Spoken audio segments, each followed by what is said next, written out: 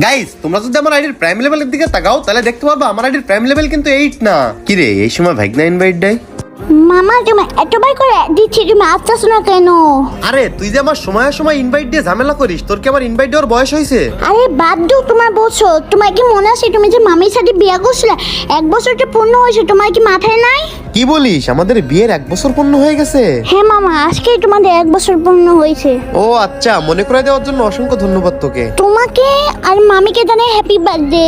এ না মানে happy birthday নাকি বিয়ের পর জানি কি বলে হ্যাপি ম্যারিড ডে। ভাই তুই কি বলতেছিস? এইটা 14 ফেব্রুয়ারিতে গার্লফ্রেন্ডের যে আই লাভ ইউ বলিস, ওইটা তো ভালোই মনে থাকে।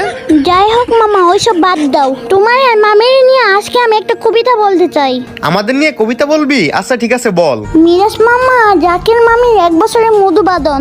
আমি দোয়া করি ভালোবাসা গড়ে ওঠুক প্রতিদিন জীবনযাপন, হাসি খুশিতে কাটে জানি তোমাদের সব দিন।